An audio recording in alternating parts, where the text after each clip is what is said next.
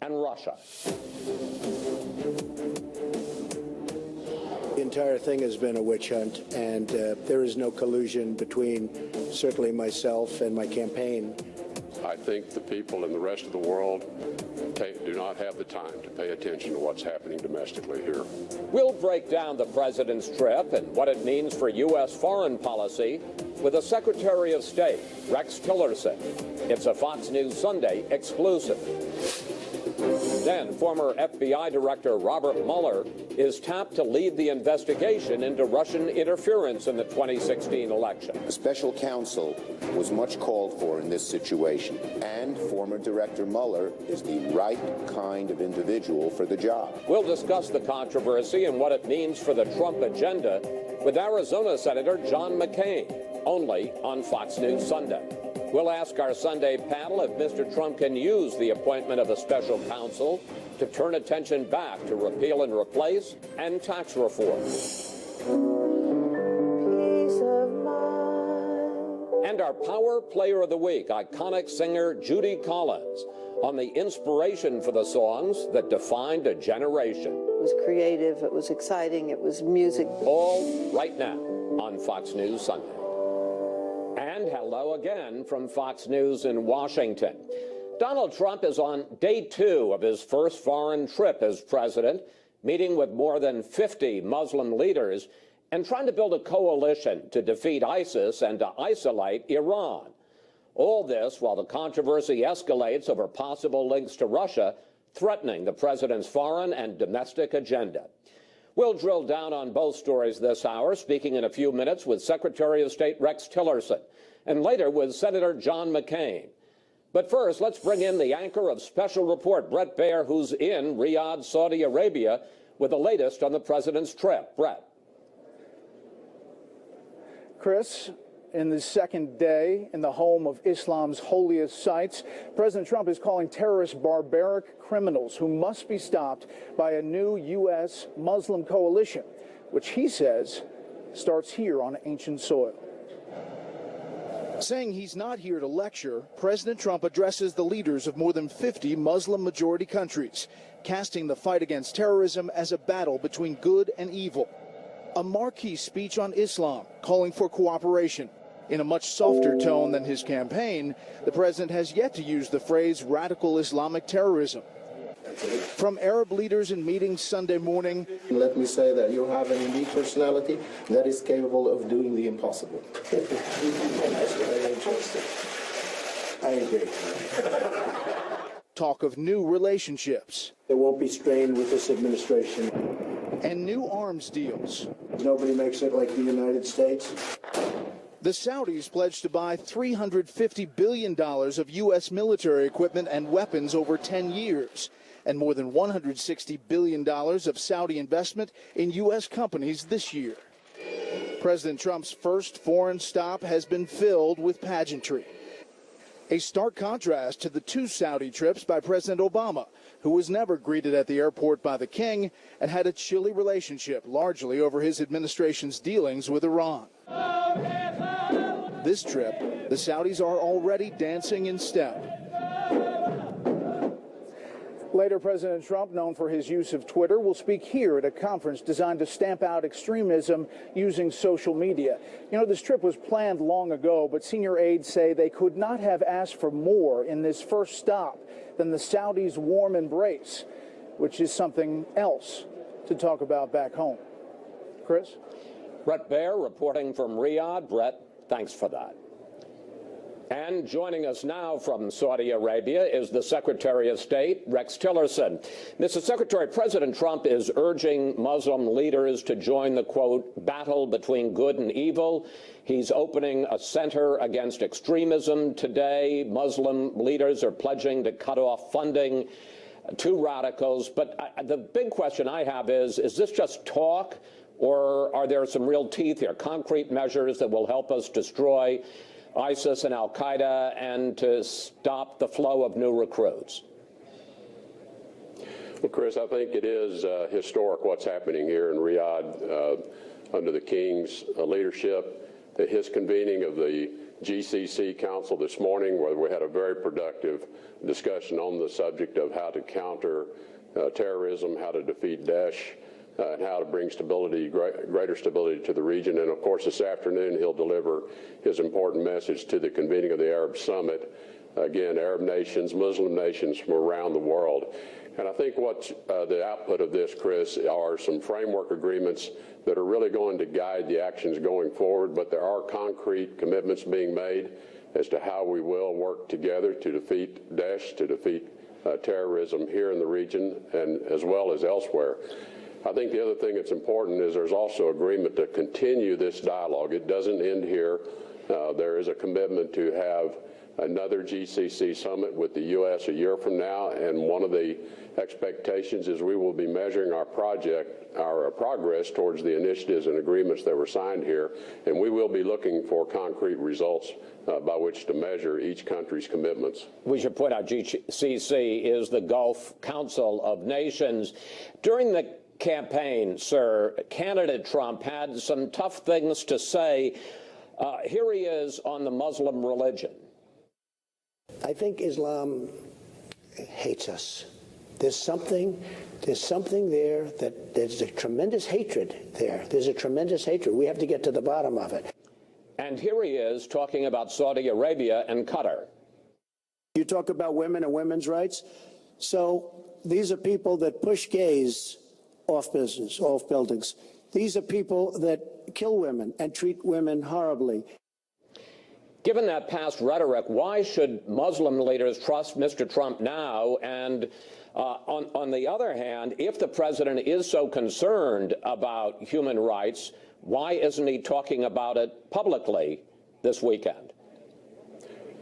Well, Chris, I think this is one of the great attributes of this president, is that he is willing to call issues out, confront them, speak very plainly and bluntly about them. And in many ways, that motivates these countries to want to understand why the feelings in the U.S. are the way they are, but also to engage, to address those. And I think that's what we are seeing in this visit to Riyadh, this visit to the country that is the custodian of the two holy mosques. And the president himself has said he has learned a lot on this trip, and he's learned a lot about the people. He's learned a lot about their culture. And I think this is it's a really important process in terms of how we move forward with this relationship between the Muslim world and the non-Muslim world. And I think there's a great recognition among all the leaders of the Muslim world that they have to take responsibility for what has happened in many respects, and they are taking responsibility, and they're ready to join with us and other nations in confronting this terrible face of terrorism. But sir, I've seen a draft of the president's speech, the big speech this afternoon, not a mention of human rights, not a mention of women's rights. You say he wants to speak concretely and frankly about these things. He's not doing that today. Well, Chris, I think the way you address those human rights issues and women's rights issues is to improve the conditions in the region. And today, conditions in the region are under a lot of stress because of the threat of terrorism, the threat that Iran poses to instability in the region. And these subjects are being discussed as well, and there are efforts underway to, I think, improve the rights of women, the participation of women in society throughout the region. But, you know, the primary reason we're here today is to confront this threat of terrorism. If we do not defeat Daesh, if we do not defeat these forces of evil, there will be no conditions under which we can even hope to improve the human rights for all the people in the region. Mr. Secretary, you were in the Oval Office when the president met with Russian Foreign Minister Lavrov on May 10th, and according to the official summary, the president told Lavrov, "I just fired the head of the FBI. He was crazy, a real nut job. I faced great pressure because of Russia. That's taken off." My question to you, sir, as someone who was in that meeting, was he telling the Russians that firing Comey was taking off legal and political pressure? Chris, that's not my interpretation, certainly, of the conversation. And I think what the president was trying to convey to the Russians is, look, I'm not going to be distracted by all these issues that are here home. That affect us domestically. I'm not going to let that distract from our efforts to see if we can engage with you, engage with Russia, and identify areas where we might be able to work together. The president, I think, reemphasized the message to the Russians that the relationship is at a low point, and we need to change that. We need to both work towards trying to improve that. So I think the point he was making is I'm not going to be distracted by those things that are happening here at home, nor let them get in the way of the important work of engaging Russia to see what can be done to improve this relationship. But sir, he seemed to be saying that firing Comey would help remove one of the distractions. Chris, I just didn't, my takeaway from that conversation was not that point at all. I think, again, the president was simply saying to the Russians, these issues at home are not going to get in the way of my effort and the effort of my government to see if we can find a way to move this relationship forward. You said this week in Washington that you don't think that foreign leaders around the world care about what's going on in Washington with regard to the president. Here you are. I think the people in the rest of the world do not have the time to pay attention to what's happening domestically here. I have to ask you, Mr. Secretary, do you really believe that? Because I got to tell you that ambassadors that I talk to here in Washington are deeply concerned with the investigation into the president and wonder whether it's going to somehow prevent the U.S. from meeting its challenges around the world. Well, Chris, I think all you have to do is watch the footage of your own coverage of the president on this historic visit to the Kingdom of Saudi Arabia, which, of course, now we're convening nations from throughout the region, including Africa. There's an enormous amount of enthusiasm for the initiative that's being taken by the president on this particular issue, and, of course, the subsequent legs of this trip to Tel Aviv and then to Rome, to the Vatican, the audience with the Pope. My encounter with my counterparts, foreign ministers, but I would also say heads of state, these are not the issues that are on their mind. The issues that are on their minds are security issues, economic issues, issues of common interest to both of our countries. That's what they want to talk about when I'm with them. And these domestic issues just simply never come up in our discussions. In the time we have left, sir, and this is your first time on Fox News Sunday, so I'll introduce you to something which I hope you'll do with us again, a lightning round, quick questions, quick answers on various hotspots around the world. There was an, an ugly incident in Washington this week where Turkish President Erdogan looked on while his security beat and kicked peaceful protesters outside the Turkish ambassador's residence. Question, sir, are you going to do anything about that? Well, we did call the ambassador of Turkey into the State Department to discuss what occurred with them and express our view that this is simply unacceptable. There is an ongoing investigation, Chris, and I think we'll wait and see what the outcome of that investigation is. But we have expressed our dismay at what occurred at the Turkish embassy. Well, beyond expressing dismay, Senator McCain says that you should expel the Turkish ambassador. Chris, I think we need to let the investigation conclude before we come to any decision such as that. As I'm sure you know, North Korea tested yet another ballistic missile today. Isn't that one more indication that the new get tough policy of this administration, the end of strategic patience, isn't working? No, Chris, I wouldn't. That would not be my takeaway at all. We're early in the stages of applying the economic pressure as well as the diplomatic pressure to the regime in North Korea. Hopefully, they will get the message that the pathway of continuing their nuclear arms program is not a pathway to security or certainly prosperity. The ongoing testing is disappointing, it's disturbing, and we ask that they cease that because until they cease that testing, clearly they have not changed their view.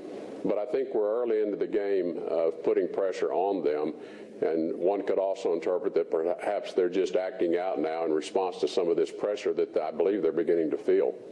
Do any of the agreements that are being made this weekend with Sunni, Arab, and Muslim nations, do any of them help the United States in the effort to contain Iran and its regional expansion?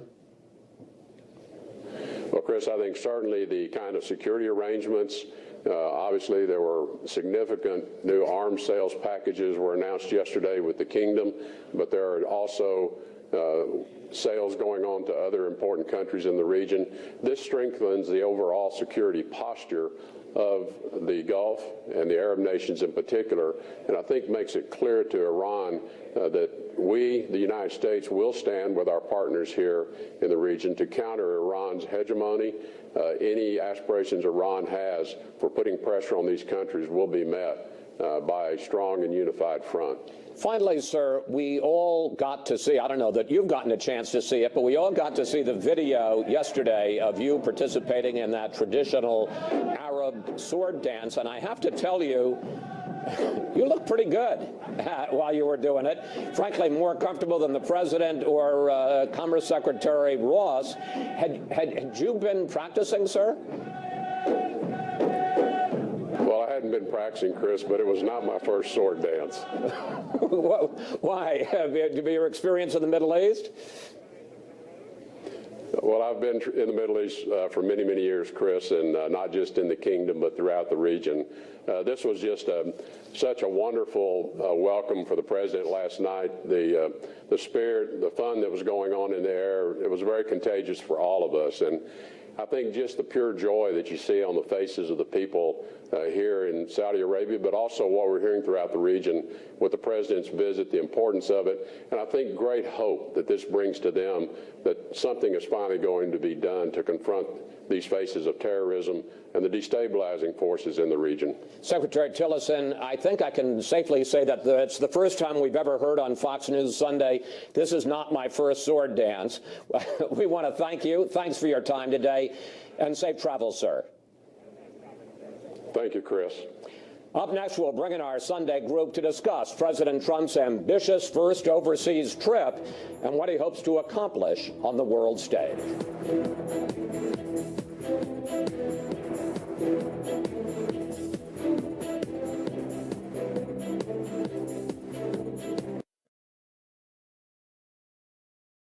And they invest in the United States, and that's what we like to hear. We like to hear about jobs, jobs, jobs. Donald Trump in Saudi Arabia today, busy making deals with Arab leaders. And it's time now for our Sunday group. Fox News senior political analyst Brit Hume, columnist for The Hill Juan Williams, former Democratic Congresswoman Jane Harman, director of the Woodrow Wilson Center, and Kimberly Strassel from the Wall Street Journal. Well, Congresswoman Harman, what do you make of this president's trip to Saudi Arabia so far? We're into day 2, and of the effort that he's making to try to unite the Muslim world against radical extremism. Well, we have one president at a time, and this is our president. And I want this president to be successful on the trip. And so far, he is being successful. It's a little too much pageantry for my taste. I'm sure he loves it.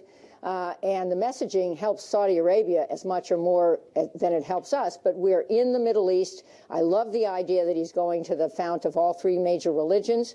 And I think if he is able to deliver a message that is a little more nuanced than just Iran is terrible, that will be very helpful. Just one last point, Chris, and that is that ISIS and most of these terror groups are Sunni Arabs. The Saudi Arabia and the Gulf states are Sunni Arabs. So it's not just attacking Shia Arabs. It's more about defeating the idea of terrorism, and I hope his speech and his activities address that. Well, I've seen a first draft of his speech, and it's very much that the people that suffer the most from this kind of Sunni Arab extremism are Sunni Arabs, the Muslims who are getting killed in that part of the world. You know, though, Kim, we've seen other presidents make this kind of effort to try to unite the Muslim world against the savages. They get lip service, but then behind the scenes, a lot of these Muslim leaders, whether it's for payoffs or for whatever reason, continue to fund radicalism. What makes you think this time will be any different? So I think what makes a difference is 8 years of a lack of leadership from the Obama administration in which things really disintegrated there. And so what you see is all of these countries that are attending this summit have come to understand that allowing Iran to get moved toward nuclear weapons has also allowed them to begin meddling more in all of these other countries through surrogates, whether it's in Yemen, whether it's in Syria. This has caused problems for all of the Gulf region. So they now have a renewed interest in actually, from their own self-interest in doing something and working with Donald Trump. And that, I think, it's a chance for a reset, and that's why it might be different. But what strikes me about this trip on a larger overview level is just how ambitious it is. The president, as Jane mentioned, going to the centers of Islam, Judaism, and Christianity, then engaging with our NATO and economic partners.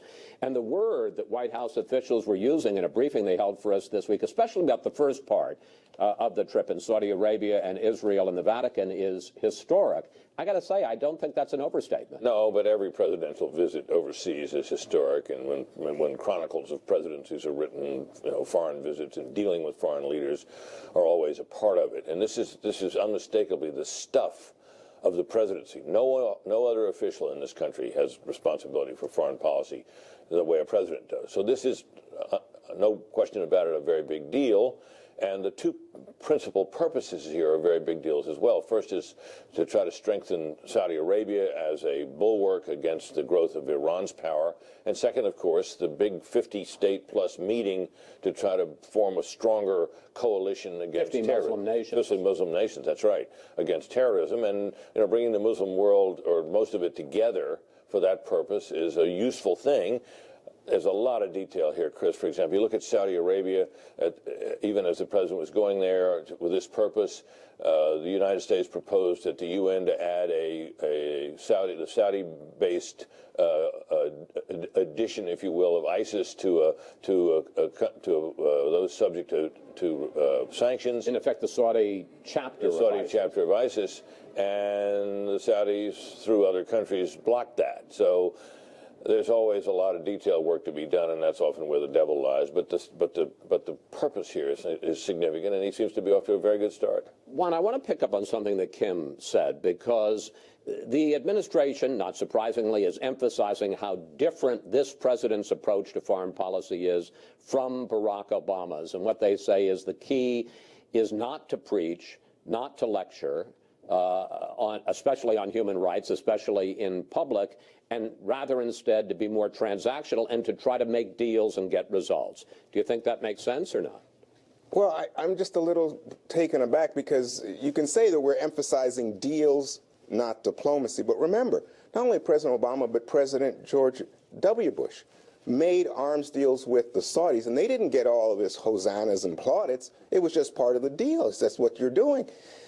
And so when you talk about President Trump emphasizing jobs and deals, it comes at some cost to us, because the lack of human rights attention, the lack of understanding that the Saudis are implicated in everything from 9/11 to these support for the Wahhabis, the radical Islamists, to the madrasas that preach hatred of Israel and Jews and hatred of the Shia. I don't understand how you can say, oh, we'll just do the sword dances that you were talking about with Secretary Tillerson. It seems to me they are flattering President Trump. They are appealing to his ego. But it does not speak to the central issue on the table, which is, are you going to change your behavior? Kim? Well, the purpose of this trip is to be over there talking about the terror threat. And they are addressing this. Look, I think it was quite an amazing moment to watch Melania Trump get off of that airplane, not wearing a headscarf and shaking the Crown Prince's hand, which, that's very symbolic. Ivanka Trump is over there. She's going to be doing a round table with women. Michelle Obama did the same thing. Well, she did as well, too. But I guess the importance is you also have to do by action, not just by lecturing, not just by talking. And if they are over there attempting to, behind the scenes, because look, that's where all the real action is taking place as well, too.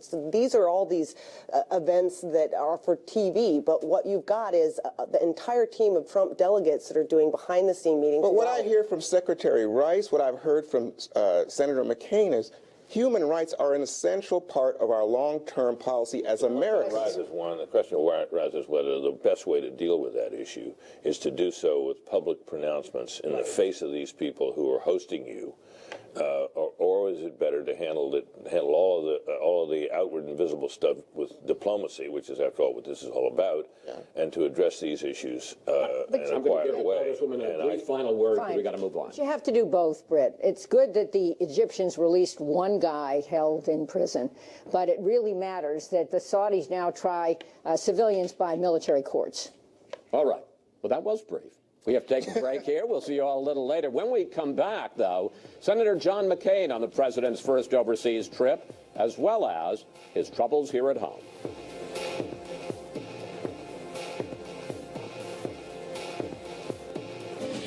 As we've said, the president is conducting international diplomacy against a backdrop of intensifying investigations here at home.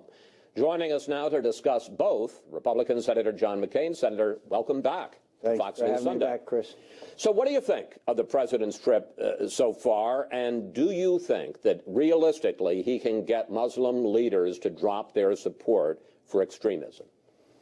I think his trip so far has been excellent. I think that the Sunni Arab world, and particularly our traditional friends there, are encouraged because of the very strained, if not estranged, relations between the previous administration. And so I think it's successful. I think it's important. There's no doubt that if we're going to impede the Iranians' continued efforts to exert a certainly significant strength in the region, that this is an important step forward.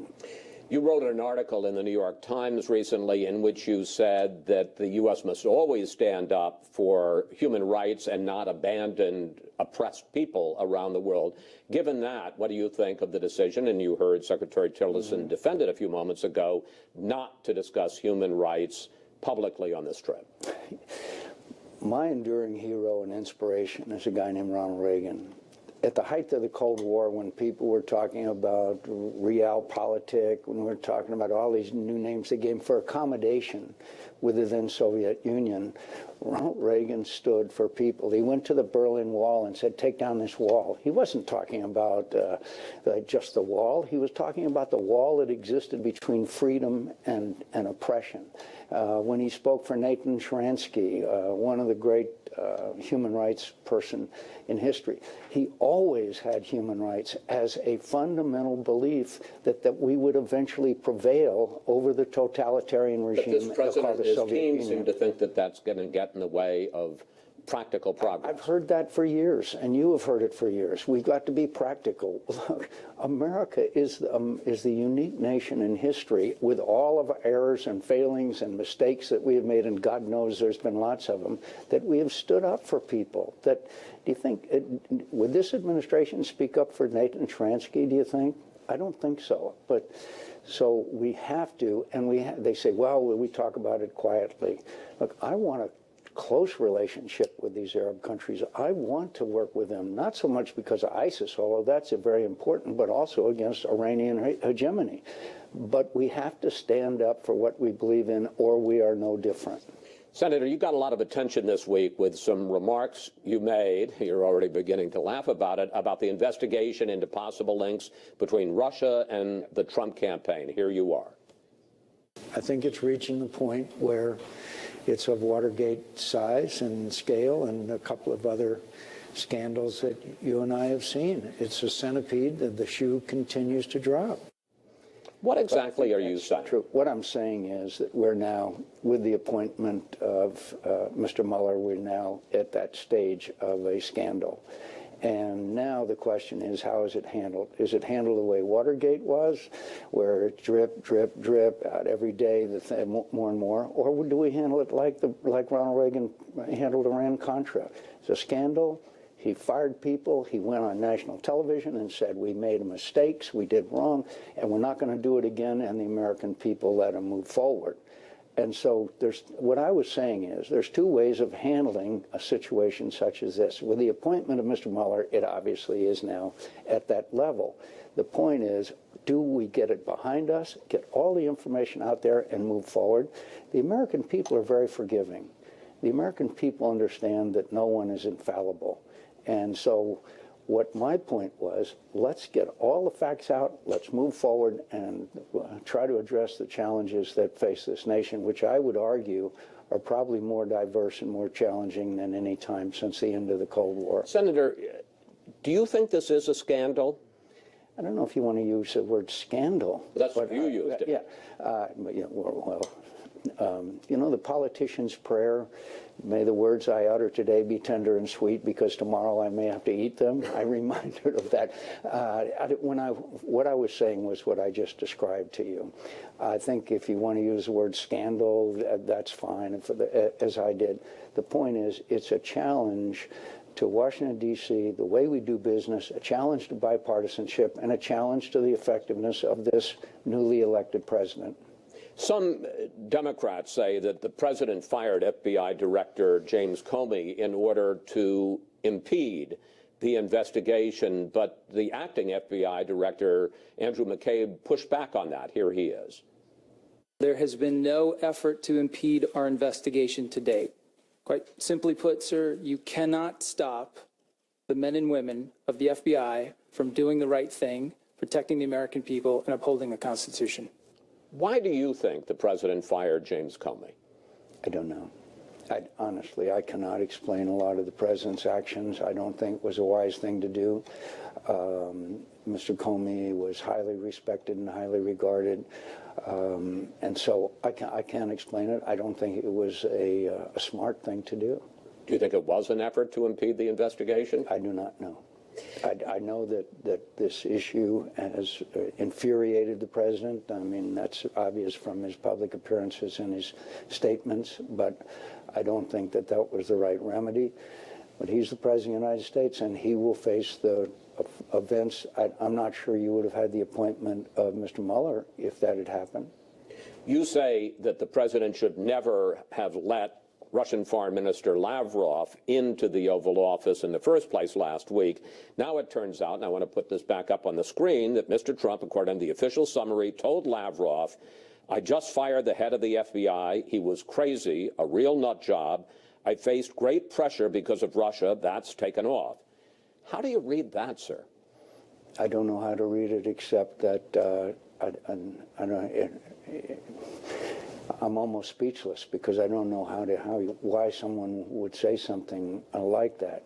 But I know this: Mr. Lavrov is the stooge of a thug and a murderer who used Russian precision weapons to strike hospitals in Aleppo, who's committed human rights violations all over the place, has invaded Ukraine, has taken Crimea, has acted in the most thuggish and outrageous fashion, and he had no business in the Oval Office. If there's a president to Putin engagement in a meeting, I think that's under the right circumstances, that might be okay. But not this stooge Lavrov, who is nothing but a propagandist. The president is considering a number of people to be the new FBI director to replace James Comey, including your old friend, former Senator Joe Lieberman. After some Democrats criticized Joe Lieberman, you said this, I'm going to put it up on the screen. "Joe Lieberman has more experience than all of my Democratic colleagues combined, so screw them." And you can quote me. Senator, let me just ask this. Yeah. Is it time to switch to decaf? Chris, the thing that's really disappointing about this is probably the most beloved and respected member of the United States Senate was Joe Lieberman by Republican and Democrat. So the same Democrats that proclaimed their friendship and bondage with Joe Lieberman are now the ones that are trashing him. It's a commentary on why we get a little cynical around this town. The president says that the real story here are all the leaks that are coming out. And I got to say, the Air Force One was barely off the ground on its way to Saudi Arabia, and we had big explosive stories on the front page of the New York Times, on the front page of the Washington Post. Do you believe that there is a concerted effort among elements inside the intelligence and law enforcement communities to bring this president down? I can't go quite that far, but I think it's outrageous. I think it's a betrayal of their oaths of office. I think it's disgraceful. These facts would come out no matter what, Chris, and in the course of a normal investigation that goes on. And these people who are doing it, I say shame on them, because they are not serving their country or even their own interest in the long run. Do you think the investigation should go to them as well as the question? I think it's a violation of the law to leak classified information, and therefore they should be held accountable. Finally, we got less than a minute left. You heard my discussion with Secretary Tillerson about that violent reaction, the beatdown. These pictures, I got to say, are pretty bad right here in the heart of Washington. Turkish security beating, kicking. Ooh. Peaceful protesters. You heard the Secretary's reaction. Are you satisfied with that? Well, again, this decaf issue, you know what I said. Throw the Turkish ambassador the hell out of Washington. Those were his people and Erdogan's people that were sent out there. That's not America, and it's not allowed in the United States of America. Peaceful demonstrators being beaten up. Chris, that is just flat out wrong. And to say that we have asked for further information, you don't need any further information. Just look at the clip that we just showed. Senator, good to have you back. Always good to talk with you. Thank you, sir. Thank you. When we come back, Washington is abuzz over the Russia investigation, but the president is determined to proceed with business as usual. We'll bring back our Sunday panel. Plus, what would you like to ask the panel about the new special counsel and what it means for the president's agenda? Just go to Facebook or Twitter at Fox News Sunday, and we may use your question on the air.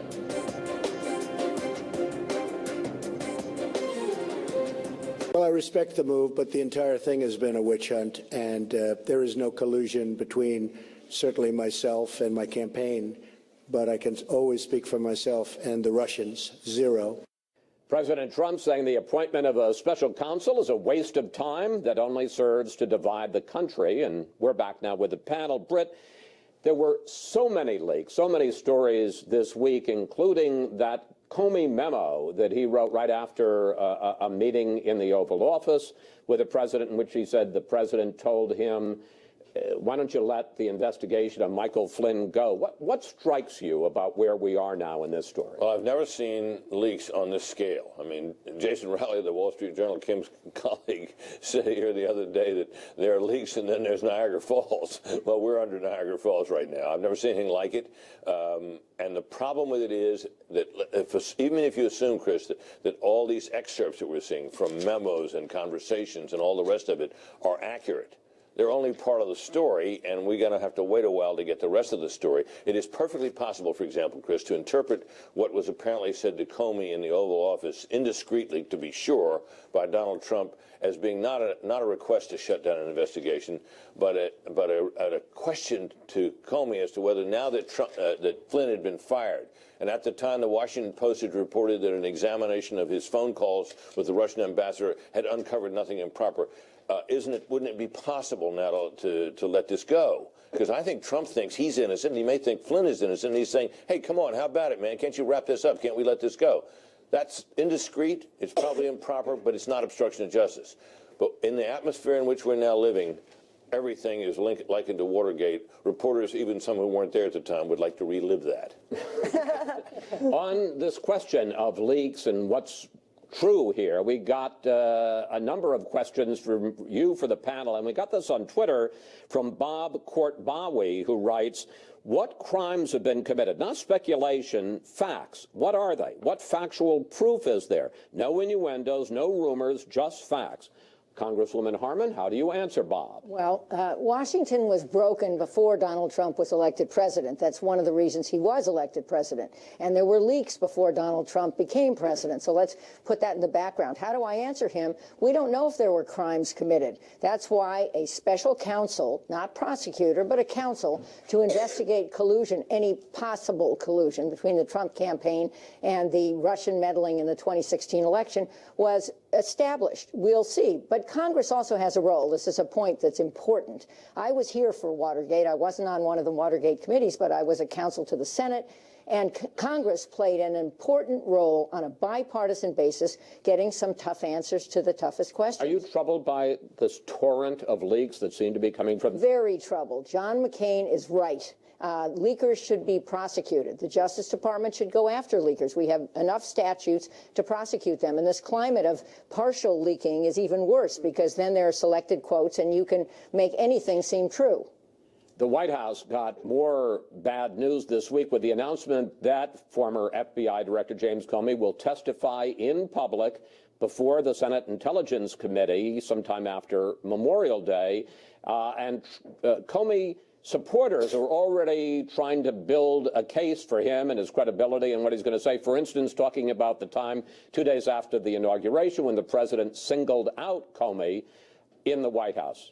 Take a look. Trump grabs the hand and kind of pulls him into a hug, but the hug is entirely one-sided. So one guy in the hug is shaking hands and the other guy is hugging. And Comey was just completely disgusted by the episode. Kim, we've seen this before. This Comey testimony, this hearing, not saying whether he's right or wrong, and certainly people are going to push back, it's going to be a moment of high drama here in Washington. Yes, everything about Jim Comey is high drama at the moment. I think the important point, and it's interesting here, you have all these leaks, half leaks, you have his defenders going out. This is not unusual for James Comey. He keeps these notes. They clearly were taken down as a sort of insurance policy precisely in case he did get fired along the way. This has happened in the past, too. You know, he's come out and he suddenly had a piece of paper showing a letter that he'd sent that he was not on board with the Bush's enhanced interrogation tactics back at the time. He's a very meticulous note keeper for the purpose of making sure that he's exonerated later if there are any questions that are coming out. So what's going to be interesting, though, about this hearing is whether or not it really tells us anything of use, because he is going to be reticent, I think, to talk about any of the questions that actually do need being answered, given that a lot of it's classified. And I gotta say, Juan, that the president's supporters are already beginning, if Comey supporters are trying to build him up, Trump's supporters are trying to tear him down, saying, well, if there really was this attempt to obstruct justice on go easy on Flynn, then why didn't he go public with it? Why didn't he resign? Why didn't he tell more people in the Justice Department? Just give me a moment here to say, if you have a leak, please call me at Fox News. I'm all for leakers. I think leakers are good, contribute to democracy.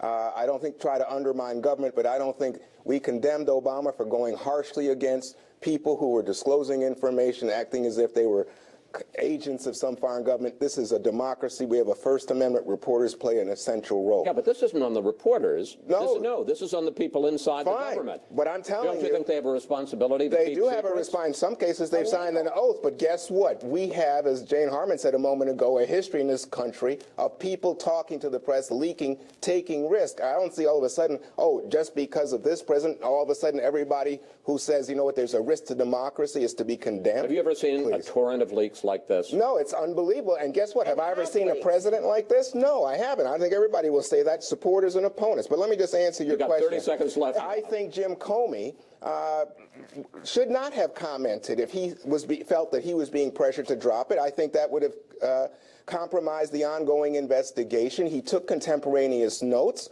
and his job is to see the investigation, the probe through as the FBI director, not to act on his thoughts. As Britt Hume said, you have to sense clear intention, and I don't think that's been demonstrated to make the obstruction of justice case. And by the way, high crimes and misdemeanors, that's up to the people in the Senate. It's not a statutory crime. crime. There. Let me just say, I can't wait for the Comey hearing. It's going to be really interesting. Thank you, panel. See you next Sunday.